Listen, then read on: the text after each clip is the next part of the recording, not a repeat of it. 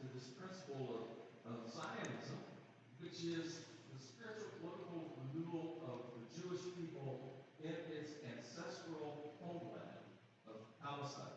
And this idea, this goal, started back with Herzl and even Roloff before, but in the 1860s. And that they wanted to be free from Western anti-Semitism. So they wanted their own community next. Well, the interesting thing was, there was no such country as Palestine. There is no such geography as Palestine, except in general. It's like saying that we live in the Midwest. Well, some of them.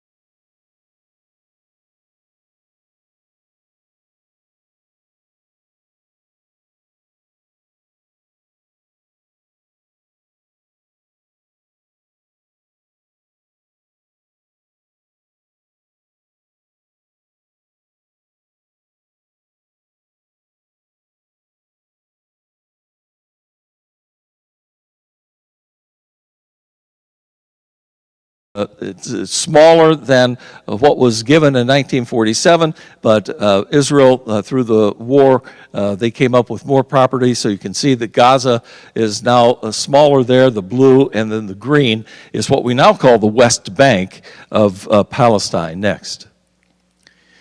There was a war in 1967. Some of you remember it as the 1967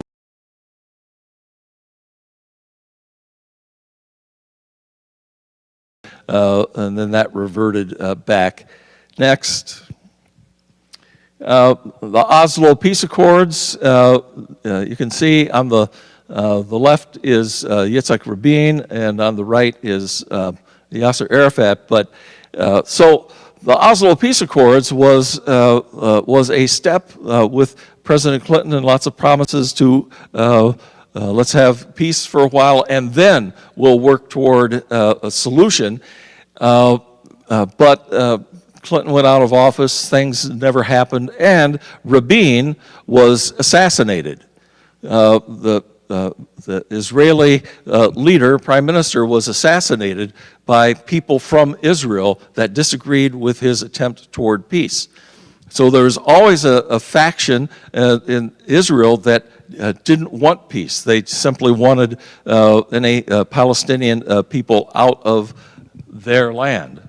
And of course, on the opposite side, the extremists in Palestine had said the same thing. Next. So those were the Oslo Accords. I just went through that. We can go ahead next. So there's conflicting narratives, and we'll go rapidly through this. Next. There's the Jewish story. You know, we're children of Israel. Jews were slaves in Egypt. God freed them from slavery. God gave them the law on Sinai. God gave them the land of Israel. Next. The Jews broke God's law, and then they were scattered about for 2,000 years, and Hitler tried to annihilate the Jews, and now it's time to come home. Next. The Jewish story, the Jews returned to the land of Israel, 1948. Israel was established. Next, and then, but Israel continues to fight for survival in their own land. So that's the mentality. We're surrounded by the Arab community. My first trip to Israel was in 1985. I went with my dad, World War II veteran, and we were there, and as our guide was taking us around, he was verbalizing the plan on how Israel is going to remain permanent, expand, and push out the Palestinian people. He was very upfront about that in 1985. So the Palestinian story is, of course, opposite. Arabs are children of Ishmael. Allah gave them the Arab lands. Palestinians have lived in Palestine for 2,000 years. Actually, it's much longer than that. Palestinians are caretakers of Jerusalem, and Jerusalem, there is the Temple Mount. That's the Al-Aqsa Mosque, but it's called on the Temple Mount, where the temple would have been built, but it's the third holiest site in the Muslim world. Next.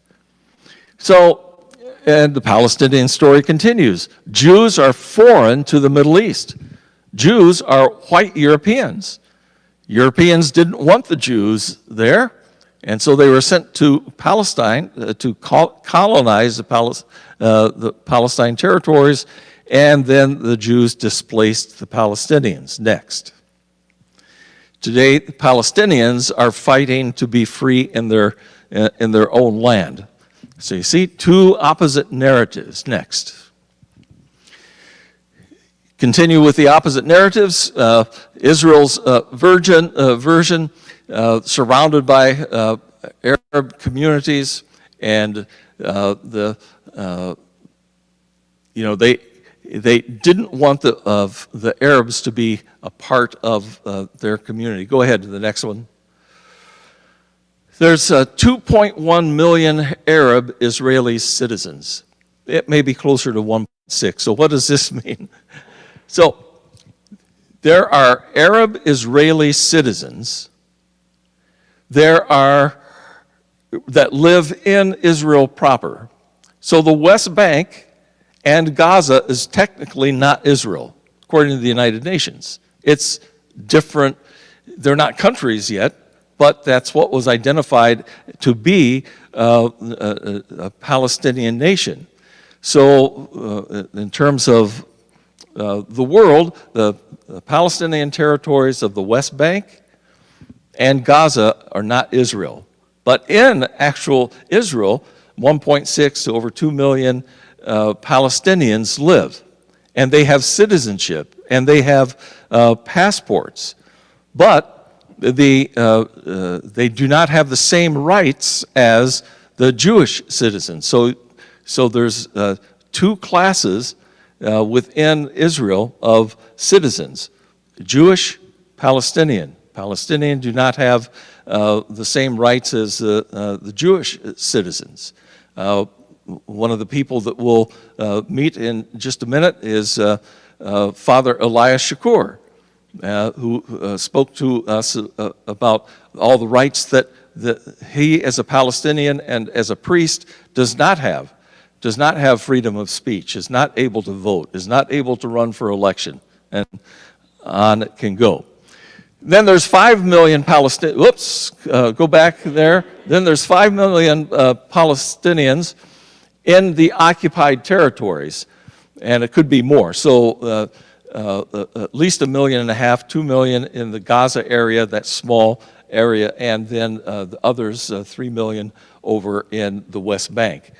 So from a numerical standpoint, there's more Palestinians between the three categories in that region than the people of Israel. Now next, Steve, thank you. The Palestinian version is that they were invaded, that Israel drove the Palestinians from their homes, and Israel is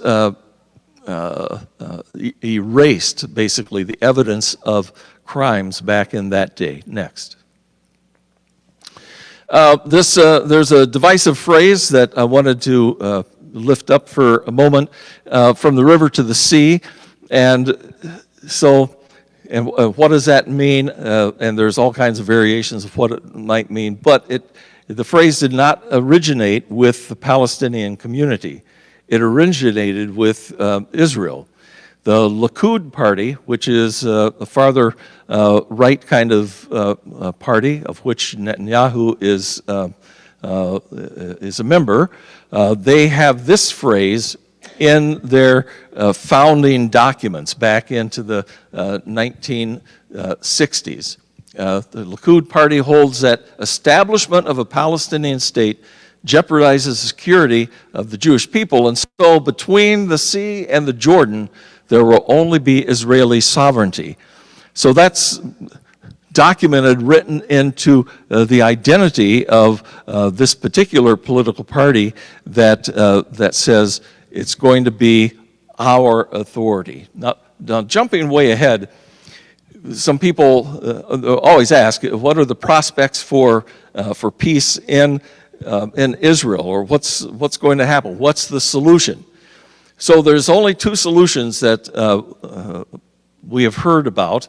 And one is for there to be a two-state solution where there's really a Palestinian country with rights over their own border along with the side of Israel.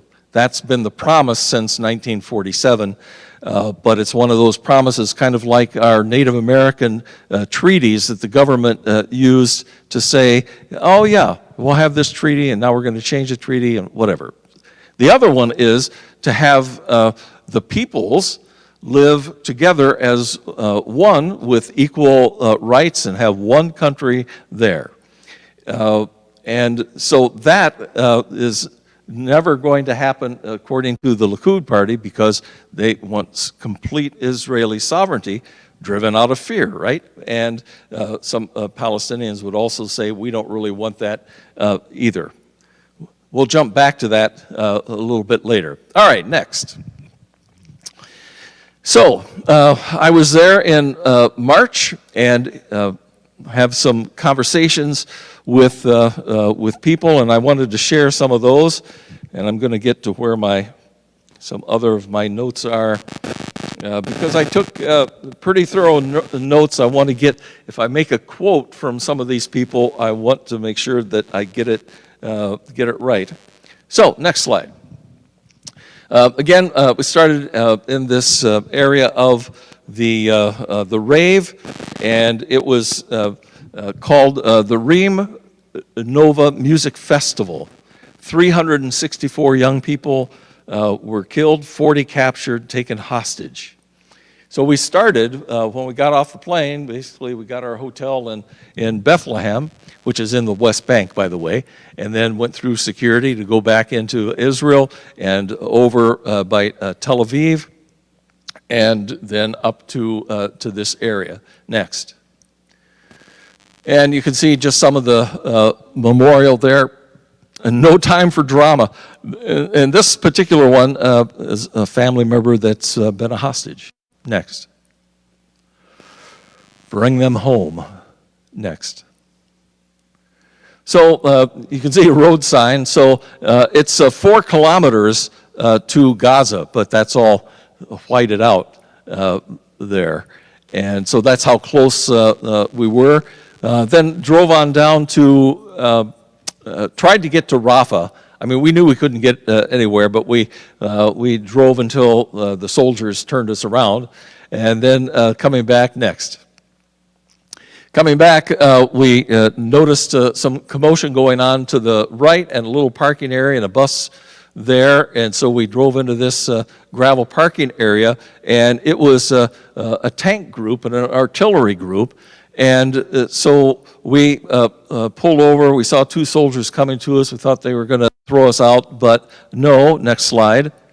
They talked to us, a couple of young soldiers. Now, these guys are only 19 and 20 years old, okay, Israeli soldiers, and they talked about what was going on, and they allowed us to photograph and to video what was going to happen, and they were sending shells over to Gaza. So it was a very odd kind of having a happy conversation with these guys while they're firing off rounds that are going to Gaza, and maybe we're standing there witnessing people being killed. We don't know it.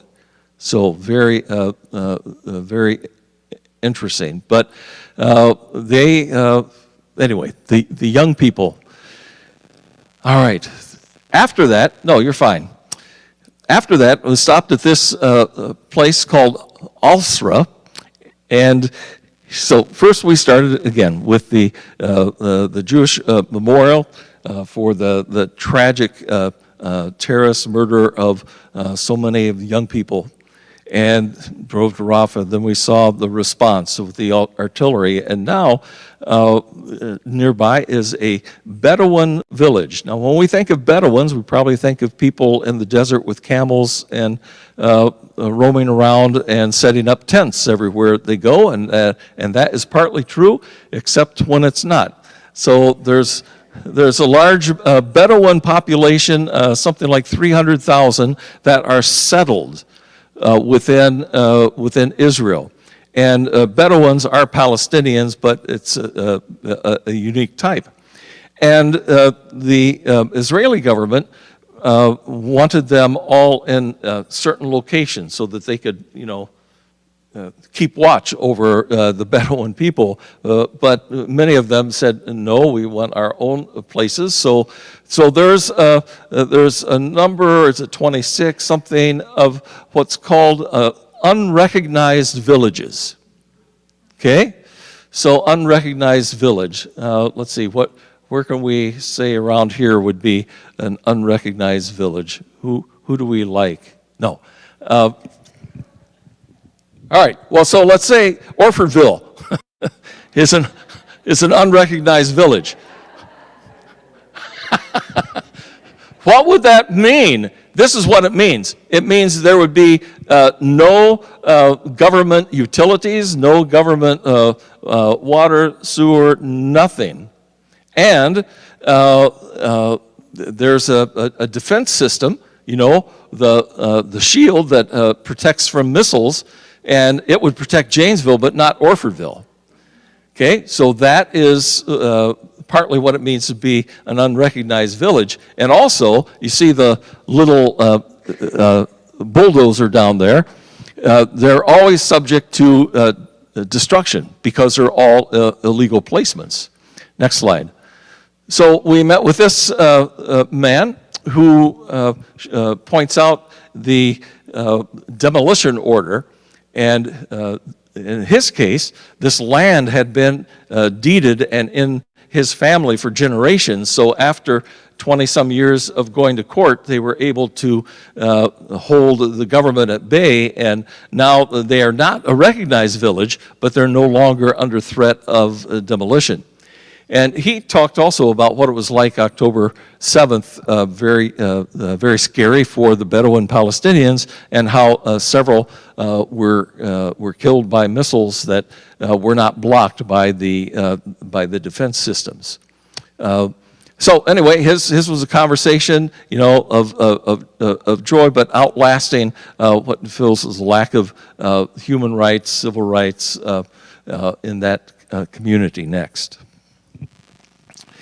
We met with Seth Franzman. He's written a couple of books. Next slide. But he is a reporter. He's a reporter for the Jerusalem Post.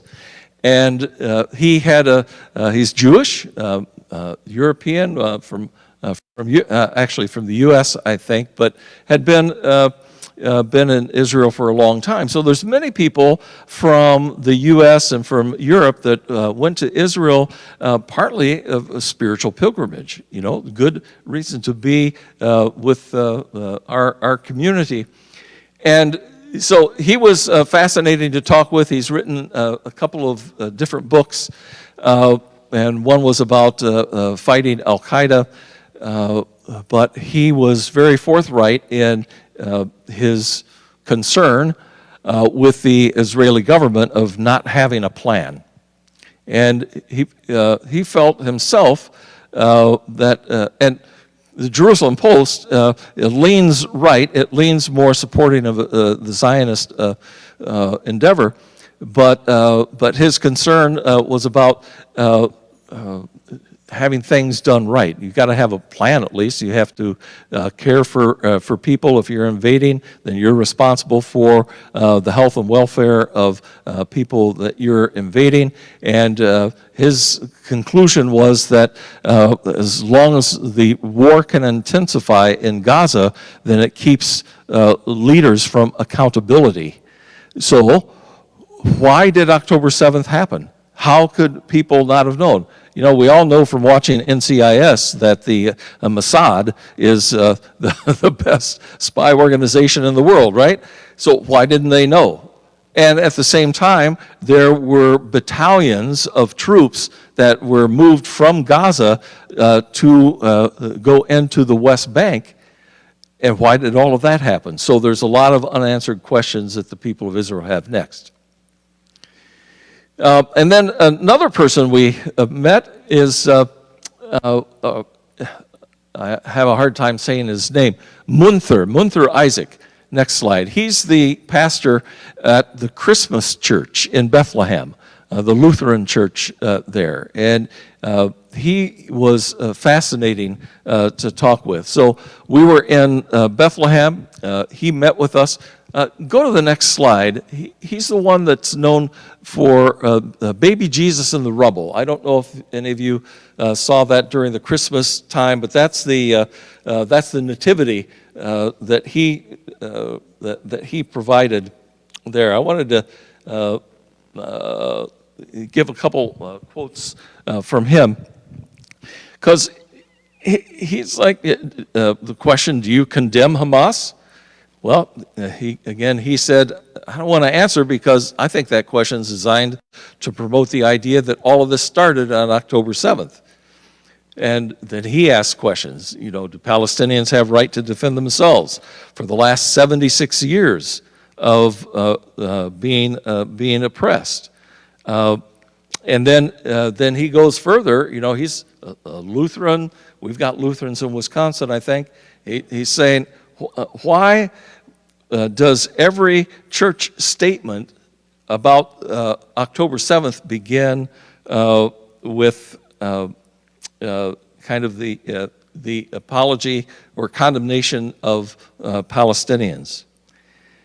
He reminds us that in 1947, half of Palestinians were thrown out, and now there's an apartheid system. Israel tries to maintain status quo with violence every few years.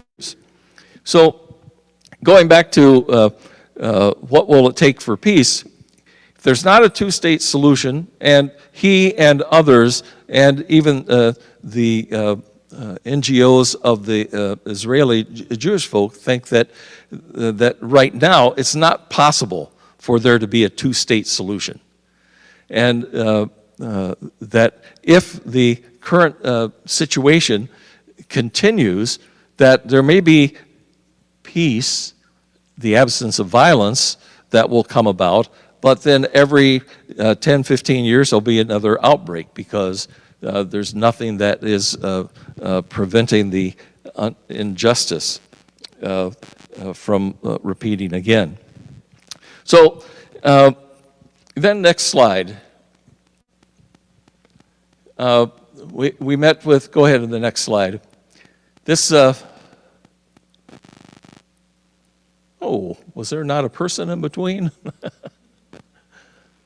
Maybe there wasn't. Okay, never mind. Leave that there then. The Palestinian Museum of Natural History, we met with a gentleman there that he's, working to build up the natural resources in Palestine. But he has a number of books out and has some interesting history about oppression. Since we're from Wisconsin and the dairy state, he told us about the cow revolt in 1988. So the milking of cows was not allowed in the Palestinian territories by the Israeli government. It was illegal to milk a cow. So they smuggled in 7 cows. And his point was that the rules, it doesn't have anything to do with religion, the rules was about occupation, about colonialism, about somebody being in charge of other people's life for no real reason. He's another one that said that the two-state solution is a delusion. A two-state solution, kind of like the Indian treaties. All right, next. Who's been to Bethlehem before? Raise your hands. Okay. Do you notice the lines to get into the Nativity Cave? No. So often there's a line that would wrap around that would be an hour and a half to 2 hours to get to the place where we recognize Jesus' birth. But this is what's happened since October 7th. So tourism has disappeared, even though when we were there, unless you knew that a war was going on, you would not know it. You might know it from talking to some people, but all activities went on as usual. There were people on the beaches in Tel Aviv. There were people in the coffee shops, in the bars. Well, somebody told me they were in the bars. There was, and in the Palestinian territories, in Bethlehem, everything went, even security wasn't difficult for us going in and out. And sometimes, they can completely shut down a community. Next. And right across from the Church of the Nativity in Bethlehem is a mosque. And it's just symbolic of, in the history of the Middle East, before 1947-48, there was relative peace. And there were Jews and Muslims and Christians living side by side in this whole region for thousands of years, or hundreds of years. In fact, before 1947, the previous violence occurred, I think it was 1422, during the Crusades. So this is not historically a violent area, but this has occurred in the modern time since 1947-48, when the United Nations said we're going to create a new nation. And part of the justification, we can understand this is, if the Jewish folks say, we're the people of the Bible and we're going back to the Bible lands because our ancestors were there. Oh, how many of us could make the same argument about something else? I'm sure the Mexicans have grandparents and ancestors that were in Texas. Why don't we give Texas back? Okay, so it's just, this is the only place in the world that's using some of those kind of justifications for a claim on the land. Now, of course, wars happen for land all the time. That's what Russia's partly doing in Ukraine. There's and they say they want to protect themselves. Ukraine says that, it's our land. So it's not uncommon for there to be fights over the land, but this particular one is pretty unique. Next. We went to a place called the Tent of Nations. Tent of Nations I've been at several times. I bet there's a person after this slide. And Daoud, I have to keep inserting my password, I don't know why. Daoud, I visited with him many times, back when his beard was not gray. And he owns a farm. And on the farm is surrounded, by settlements. Now, what's a settlement? Settlement is a community, a Jewish community, an Israeli community that is built upon Palestinian land. So from the United Nations standpoint, they're illegal because the Israeli Jewish community is supposed to be in Israel. But part of the strategy of the one group of the Israeli community is to build as many settlements as possible, so then it'll be impossible to have a two-state solution. So back in 1947, or is it 1960? No, it's 67, or a little bit later. There was only 20,000 settlers living in various settlements in the West Bank and Gaza. Now there's over 600,000 people that are living, that are Jewish Israelis living in Palestinian territory. So it's really a challenge. So his farm is surrounded, and they want his land. And he's been in court and to the Israeli Supreme Court for the last 20 years trying to resolve this. In the meantime, the settlers gradually, there's I think 5 settlements now that are surrounding this property. And when I was there in March, we couldn't get in the main way because the settlers had blocked off the road. Okay, so we had to find a back road. Daoud had said that the week before he was out in the field and was approached by settlers that came onto his property with guns and accosted him. And he was thankful that there was somebody from one of the Scandinavian countries there helping work on the farm, and he thought, if there weren't Europeans around or internationals around, it would have been difficult for him. So that's his own quest for justice. Now, he's a Palestinian Christian, okay? So right now, I think some of you remember the name Maribel Deming. Yeah, fighter for justice, right?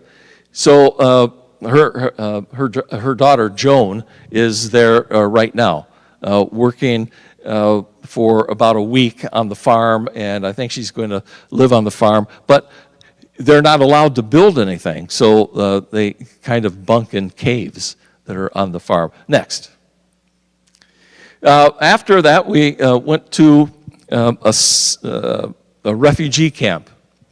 This is the Al Arub refugee camp, and we met with a man by the name of Ma'arai, and a nun. Go ahead, and the next picture is her.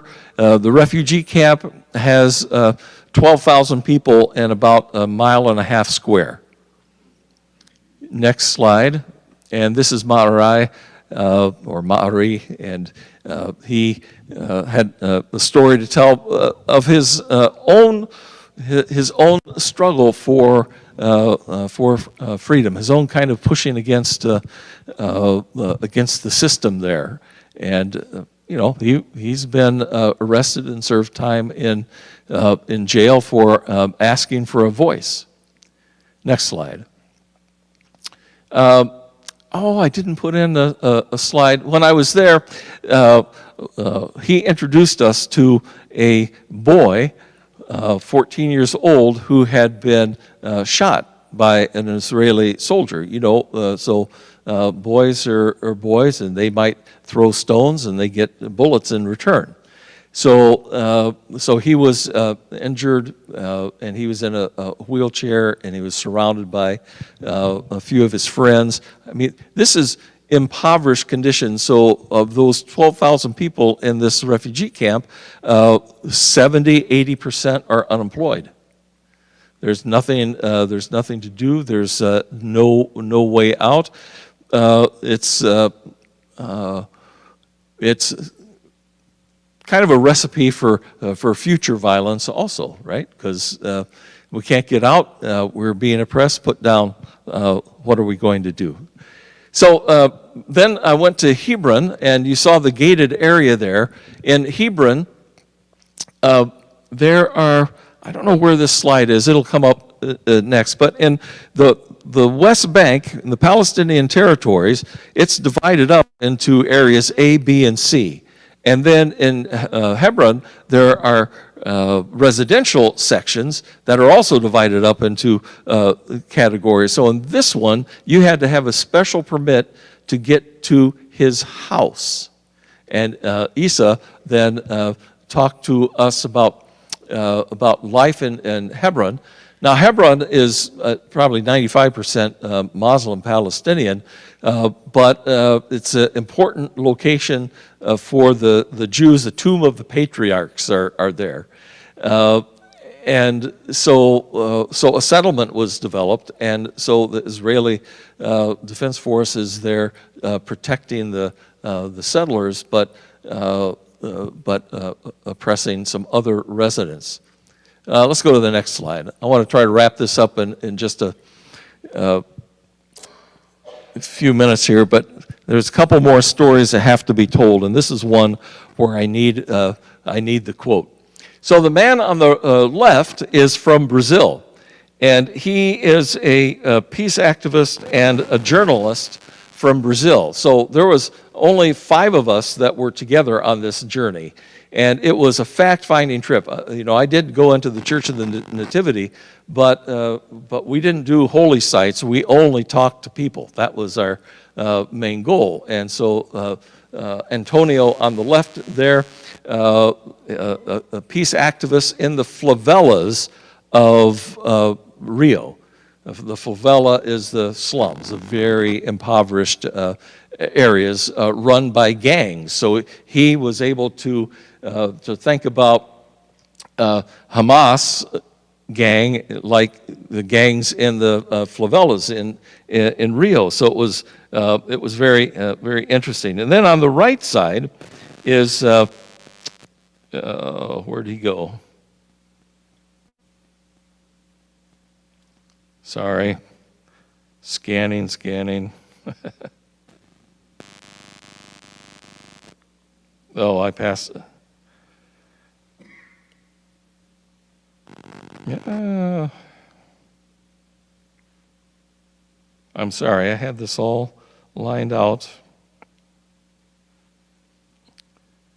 Maybe it just deleted under my thumb. No,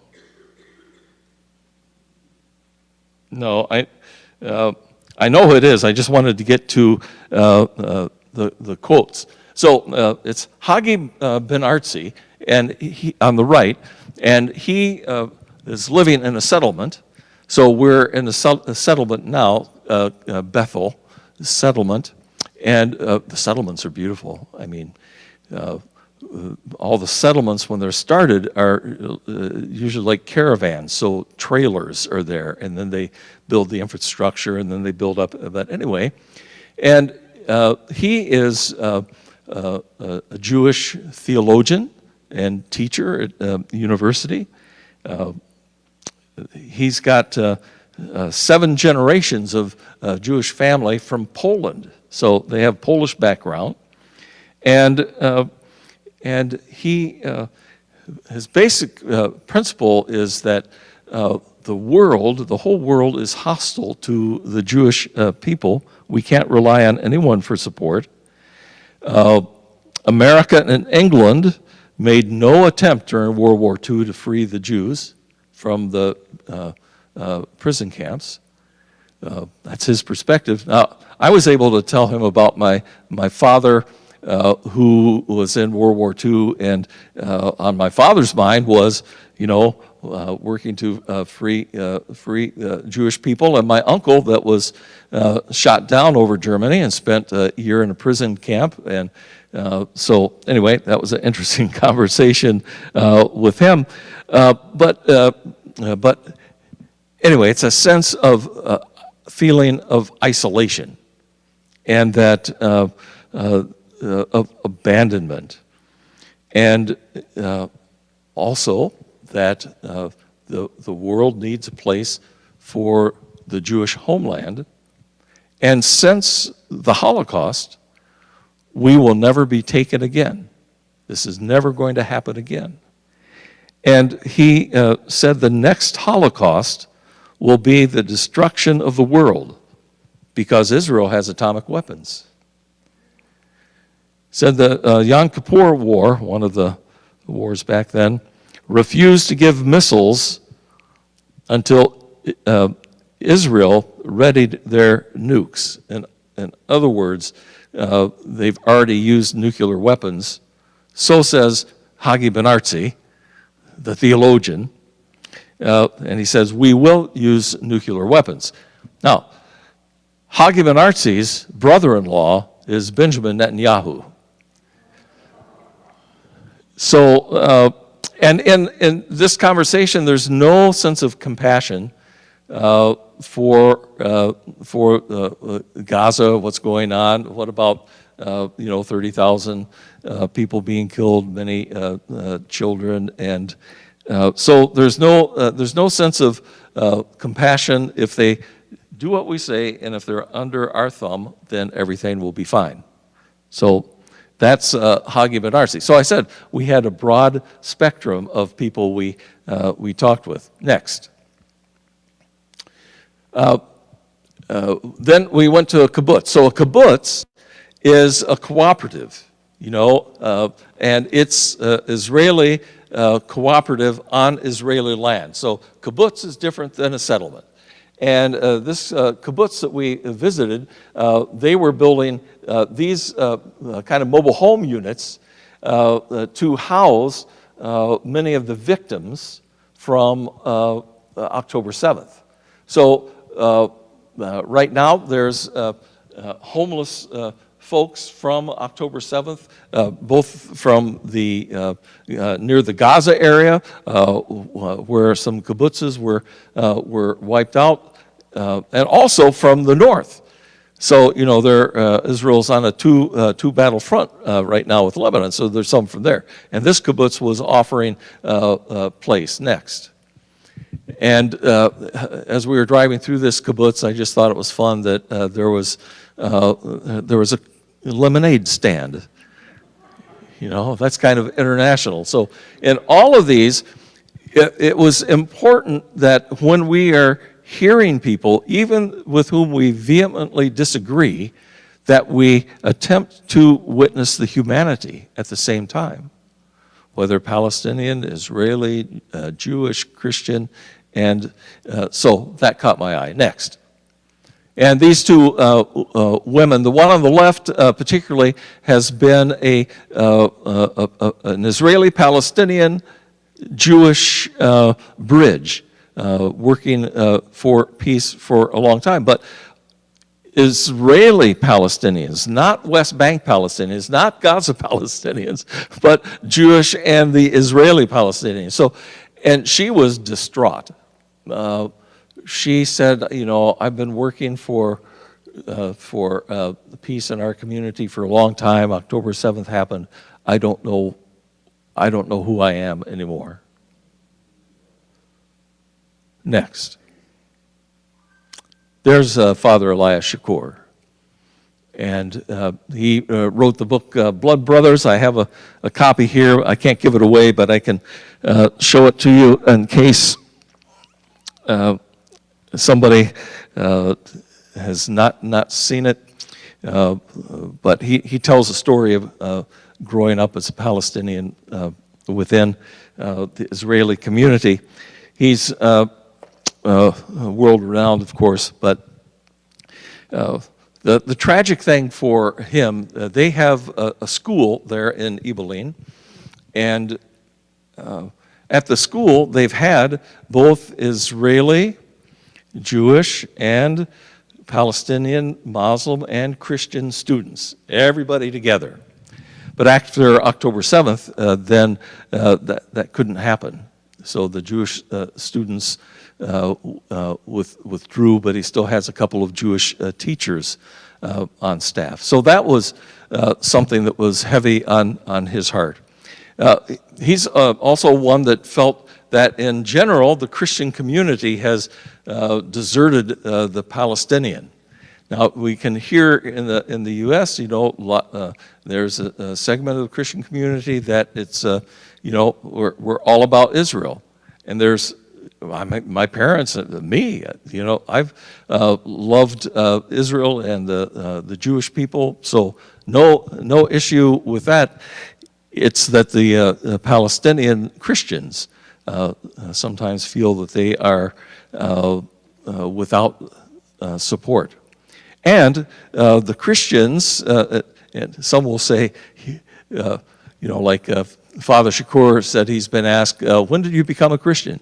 He said, well, we've always been Christian here. You know, the first Christians were in Israel, Palestine area, in Egypt, you know. So we have a misconception when it comes to that. But the challenges since October 7th are many. I'll name two for him. One is that he can't talk publicly about Gaza. He can't publicly talk about the challenges of the Palestinian people. He cannot publicly do what Martin Luther King Jr. did, you know, lifting up injustice or his sense of injustice and oppression. They can't preach from the pulpit anything that has to do with that. So, and secondly, since October 7th, the Israeli government has made it easy for the public to get weapons. So now, and given by the government. So you just go down to your local police station and they'll issue you a firearm, something like that. But 37,000 guns. So he said, you know, we've got people here, we've had great relationships with the Jewish community around us, and they've come to our house for dinner, we've gone to their house for dinner. But now, since October 7th, when they come to our house for dinner, they're packing. You know, they've got a weapon, and he said it's just a scary time, and so they're worried about kind of the internal conflict in Israel with the disagreeing parties in Israel, much less the Palestinians. Next slide. And this is a priest that works with him. Next. Next. That, by the way, is a bomb shelter and synagogue combination. So this is the synagogue part, and then the next, go ahead, this is another rabbi, next slide please, is Rabbi Jeremy Milgram, and Jeremy is, he's been a peace advocate for a long time, and he said, I didn't come here to live in an Israel like this. So for him, the political atmosphere is far. I came for a spiritual pilgrimage. I came for us to be together. Now his wife is a military officer, and his children are scattered from England to Tel Aviv to Germany, and he says he's not living, but they had to turn the synagogue into a bomb shelter, and they had to add a panic room to his house too. Interesting story about the panic rooms. Every house in Israel, every residence is supposed to have a panic room. But with the October 7th attack, many of the people in the kibbutz, they were in the panic room, but it didn't protect them. And why not? Because the original panic rooms were created to protect against gas. And so they were designed in such a way, and then they were not, there was no locks on them. So couldn't keep anybody out without locks. So next. We met with this young man. His name is Luis, and the organization is called Breaking the Silence. Breaking the Silence are soldiers that served in the Israeli army that are against the occupation. They said, we served, we're loyal, but what we witnessed in serving caused great moral difficulty within us. Treating or viewing people as not people. So the whole part of serving as an occupying force is to dehumanize the other. So this has happened, you know.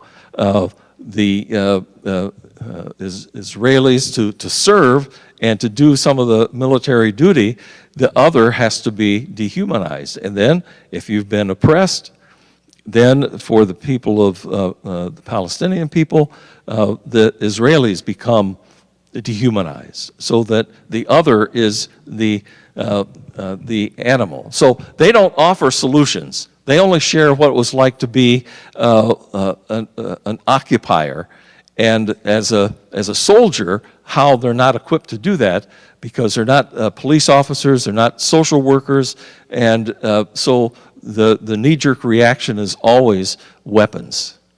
You know, it's not dialogue, it's not working to understand or help. And last but not least, next, let's go next slide. There we go. So this is a slide I wanted to get. So in all of that Palestinian territory, and there's not a lot of it, right? Remember the blues and colors. Area A is administered by the Palestinian Authority. So only 18% of the West Bank and Gaza is actually overseen by a Palestinian Authority. And even that, Israel has all border security.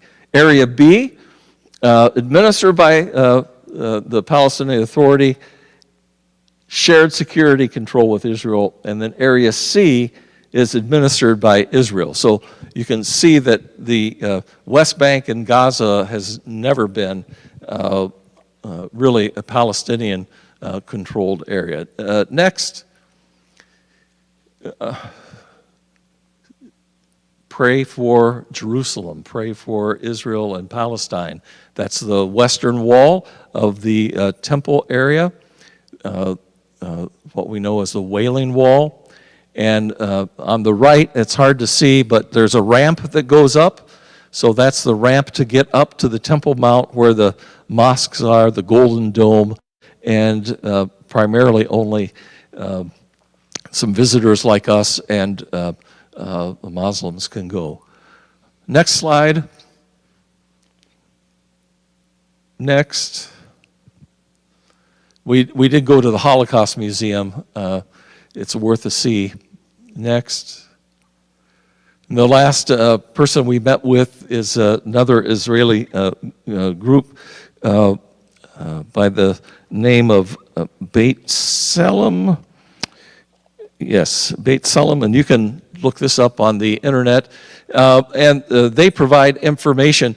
But it's a Jewish organization, and again, they are opposed to the occupation. They started their organization a year after the occupation began, in 1947, 48, something like that. That again was supposed to be temporary, right? So going back to prospects for peace, there was not a lot of optimism. There was hope among the religious communities, whether Jewish or Christian or Muslim people, that because of their faith were still working to build bridges, to bring about some sense of reconciliation, but they could only do so from that inner core, and again, not much optimism. Okay, let's have a couple questions. Yes, sir, and Diane has a microphone so everybody can hear us. Yes, yes. All I want to do is hear something about Hamas and any kind of communication with them or philosophy about them. Okay, so we did not have. So the question was about Hamas. Did we have any direct contact with them? And the short answer is no. We did not meet this time with anybody that identified themselves as Hamas or Israeli government officials. And I've met with Israeli government officials before, but that's a very interesting question. So the other response would be, well, I don't know if I did or not, because in some ways there's some equation.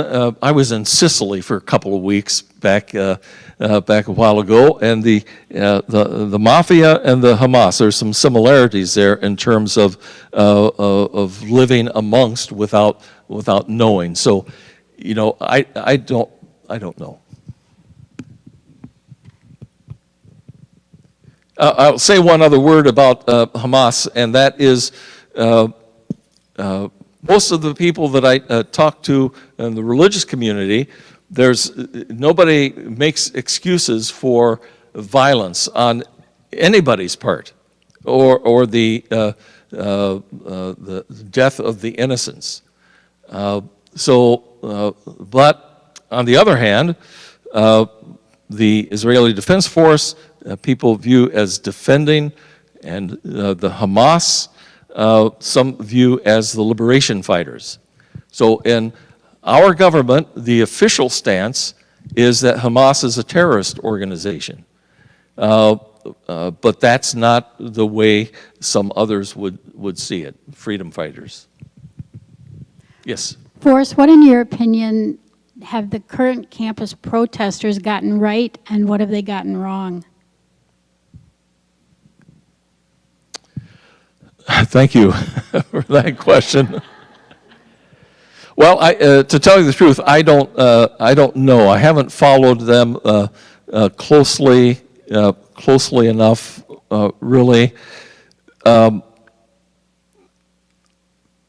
I think some of the comments that I hear are well-meaning but ignorant. So I'm not sure how many of the demonstrators actually have as much background information as you've just heard. And it doesn't, there's no positive result by vilifying another. So that's part of it. The other would be that, why do your lights blink in here? We have a ghost, okay. The other piece of that is that the challenge, and this was brought up in Israel, just because a group is anti-Israel does not necessarily mean they are anti-Semitic. And so even the Israeli part, this lady from Beit Salem at the end, she made that clear. Governments have to be criticized. How do we do that with keeping the issue rather than delving into some personal stuff? So I'm sorry, I can't. And I think so many of the campus demonstrations are done differently, and they were responded to differently. I thought Madison probably did as well as any other government by not having it turn violent. I guess we've had more experience with protests. Yes, sir. Ma'am. I only saw a hand. Forrest, when we were over there with you, Yes.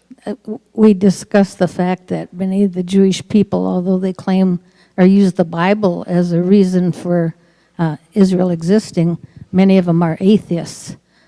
Do you have any comment on that? Well, yes, even going back to my first trip in 1985, the Jewish guide that we had was excellent, but he made no bones about it that he was a secular Jew or a political Jew, meaning he had Jewish lineage, but what was interesting, he was interested in was the land. It wasn't any spiritual kind of connection.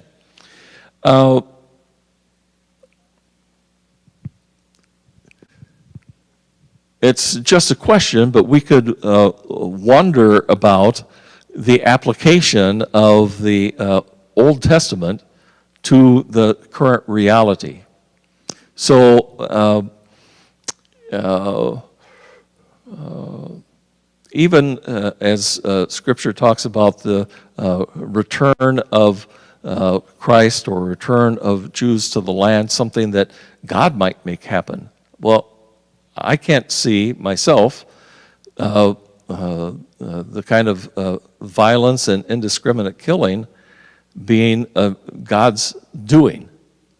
Okay, so I don't think the biblical argument of land is valid. It was written for a particular time and place, and that is not now.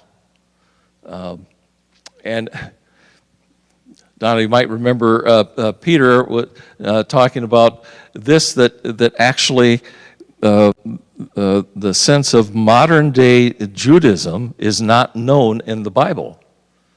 This is much, the Jewish faith right now is much different than the people of Israel that was in the Old Testament and even during Jesus' time, because the temple was active, the temple cult, sacrifices, all of that. And so today's Judaism may have connection with that day, but it's not the same.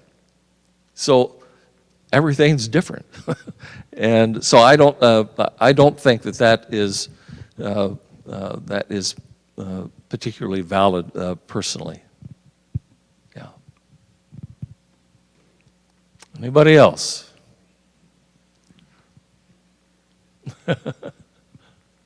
Yes, ma'am. I'll let you do it. I can't pronounce it. I was given a book called Letters to My Palestinian Friends, written by an Israeli who might have talked to you. I mean, everything you have said was in there. Okay. With even much more detail than you were able to give. And he had some hope at the end of it. But he laid out both sides of this very intractable problem. And you could understand what each group felt. And anybody that would like to know more about it should order this book from Amazon or wherever. Letters to My Palestinian Friends. Letters to My Palestinian Friends. Thank you. I highly recommend it. Yeah. The last one of these presentations I did up in Wausau, there was a Palestinian family that was sitting in the back, and then we had some good conversation at the end as well. So, and there was a Jewish gentleman too. One of the things that the Palestinian lifted up was during World War II, and when the Jewish people were in the camps during the Holocaust, there were freedom fighters there, and they were never called terrorists. And so the Palestinian brought that out, and then the Jewish gentleman also pointed out that from his perspective, the Jewish freedom fighters didn't lash out on the innocents, like that happened at the concert. So, yeah. Oh, okay. We see that hand. I don't really need the microphone, excuse me. But I was wondering if you ever saw this man over there. Did I ever see what man? Oh. Yeah, I saw him. That was my goodbye fan from Cargill. I think that was your farewell party. It was. All right. Yes. So I'd just like to say, I'm from New Mexico, and there's a group there called Tomorrow's Women. It used to be called Creativity for Peace, but they had to get rid of the word peace because Israel was very much against that word. They got detained at the airports and you name it, it was a nightmare. So what they do is they bring in 8 Palestinian girls, these are high school girls, and 8 Israeli girls, and they put them together. There'll be one of each in a room, and the first couple of nights are really terrifying. They think the other's going to kill them, but by the end of this 3-week thing, it's they're best of friends, and they do a lot of hard dialogue and a lot of crying, and so anyway, that's how they think. This group, Tomorrow's Women, they believe that the peace will come through the women teaching their children. Have you ever heard of them? I have not, but I am familiar with, and I don't know if this community is active now, but something similar where it was women and their children being schooled together, the Palestinian Muslims and the Jewish community. So, and thanks for that segue, because the question is, what can we do? Of course, pray, but find ways to build bridges, to be in relationship. I know many years ago we had some people in the Janesville community that were Palestinian that were here for one of these kind of presentations. So to build bridges, also to be aware. This is not. I know if Maribel Deming was here, she'd have some letter writing campaign to do something, but. Just to be aware, Father Elias Shakur,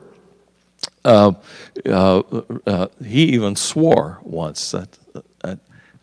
That would surprise me, but he did not think really highly of Biden when Biden came out and said, I'm a Zionist. So going back to the college campuses, do people really know the terms that they're using and what it means? And I don't think our political leaders know really some of the things that they're saying. So, how much of our own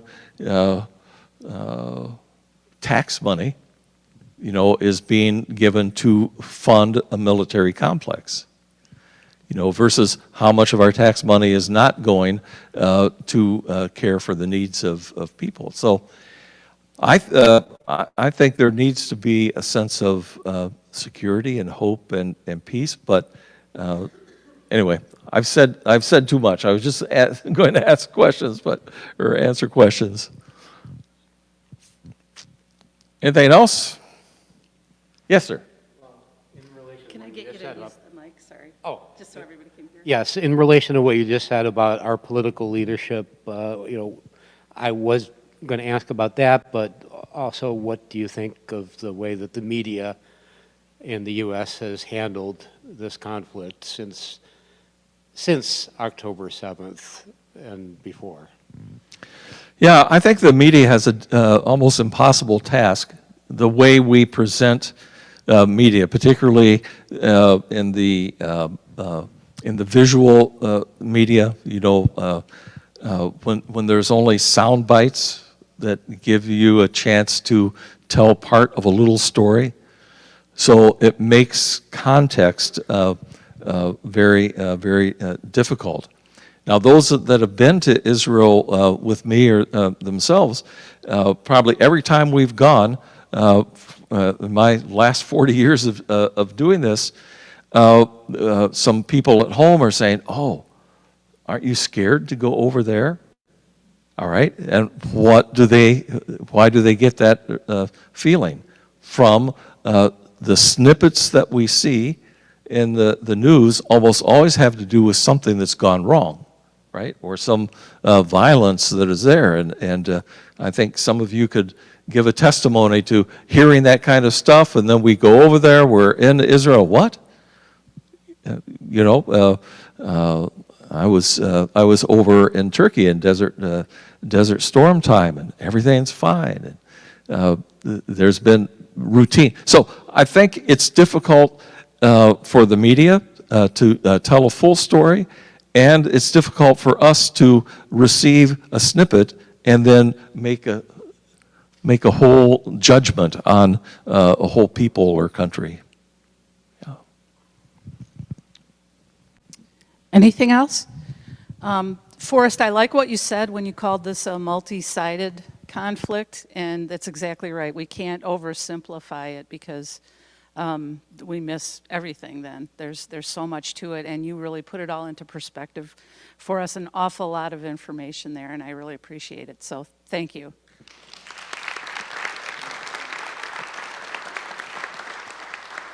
If anybody thinks of other questions, you can certainly send them to me, and I can get them to Reverend Forrest, and we can get you the